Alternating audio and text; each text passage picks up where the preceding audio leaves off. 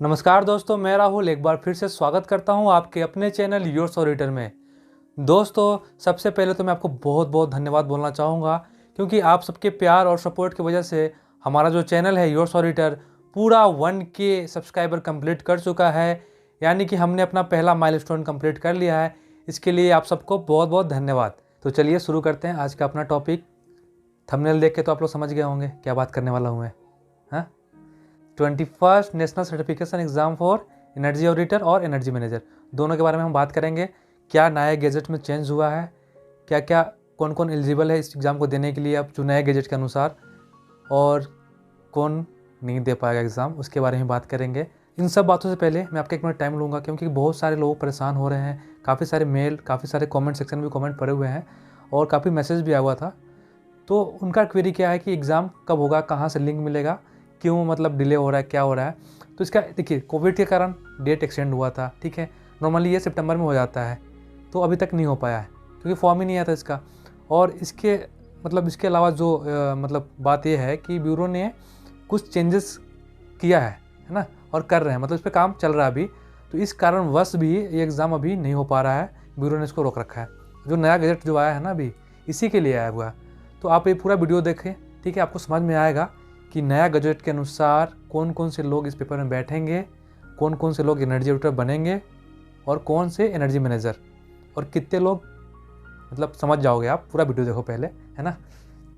तो दोस्तों, कहानी शुरू होती है आज से 1 महीने पहले, यानी कि 1 अक्टूबर के दिन ब्यूरो ऑफ एनर्जी एफिशिएंसी ने एक अपना नया गजट जारी किया। इस गजट के अनुसार ब्यूरो ने एनर्जी ऑडिटर इन बिल्डिंग, नया वर्ड ध्यान देना आप, है ना, एनर्जी ऑडिटर इन बिल्डिंग। जो पहले एनर्जी ऑडिटर था, अब एक नया आया, क्या, एनर्जी ऑडिटर इन बिल्डिंग, यानी कि 2, ठीक है। अब देखो इसके बाद क्या आता है, एनर्जी मैनेजर, यानी कि बस 3 हो गया, energy auditor, energy manager, energy auditor in building, जो कि बिल्डिंग में जो स्पेशलिस्ट जो होगा ऑडिटर, उनके लिए है।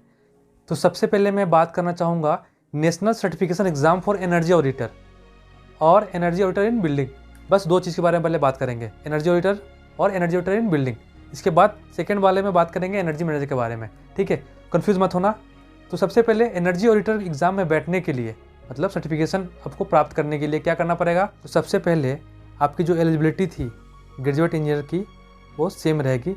ग्रेजुएट इंजीनियर जो थे वो इस एग्ज़ाम में बैठ सकते हैं। उनको 3 साल का वर्किंग एक्सपीरियंस चाहिए energy in operation, planning, maintenance के फील्ड में, एनर्जी मैनेजमेंट के फील्ड में, एनर्जी एफिशिएंसी के फील्ड में।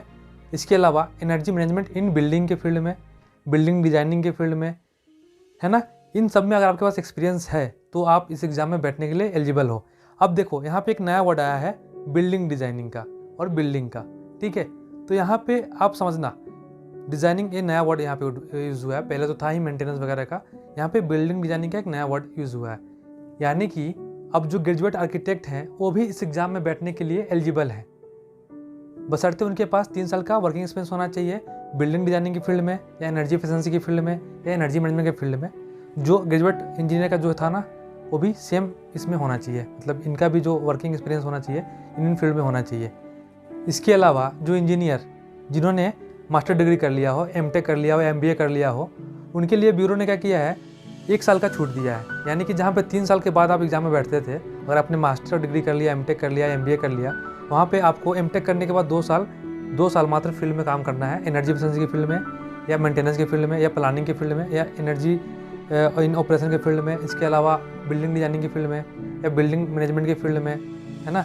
तो ये उनको 1 साल का छूट मिल रहा है। जो ग्रेजुएट आर्किटेक्ट हैं, अगर उन्होंने मास्टर ऑफ आर्किटेक्चर कर लिया तो उनको भी यहाँ पे 1 साल का छूट मिल रहा है। वो भी 2 साल बाद, डिग्री कंप्लीट करने के 2 साल बाद इस एग्ज़ाम में बैठ सकते हैं, बशर्ते उनके पास भी इन 2 सालों में उनके पास भी वर्किंग एक्सपीरियंस होना चाहिए बिल्डिंग डिजाइनिंग की फील्ड में या एनर्जी एफिशिएंसी की फील्ड में।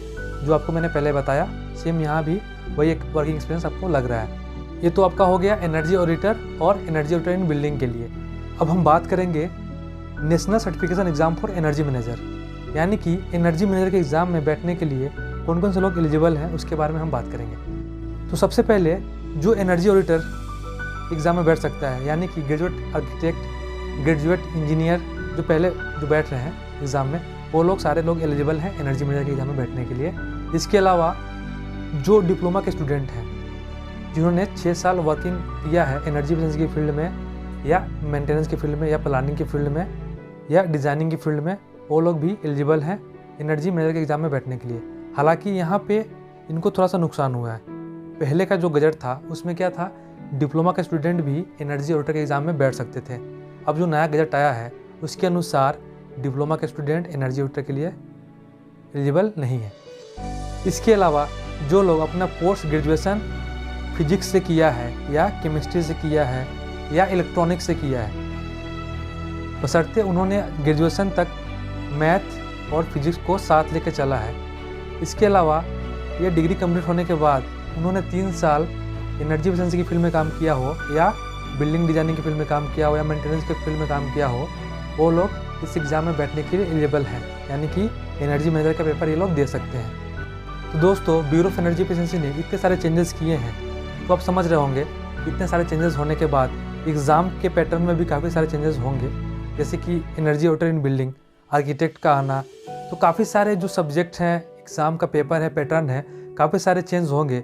इस कारणवश इस बार इतना डिले हो रहा है। तो जैसे ही इसका कुछ नोटिफिकेशन अगर आता है तो मैं आपको अपडेट कर दूंगा। तो दोस्तों, आज की वीडियो को मैं ही समाप्त करता हूँ। बहुत नींद आ रही है, तो अगर कोई डाउट आपका रह गया हो, कोई भी क्वेरी रह गया हो, तो नीचे दिए गए कमेंट बॉक्स में आप हमसे पूछ सकते हो। तब तक के लिए आप अपना ख्याल रखना। मिलते हैं इसी चैनल पे, तब तक के लिए।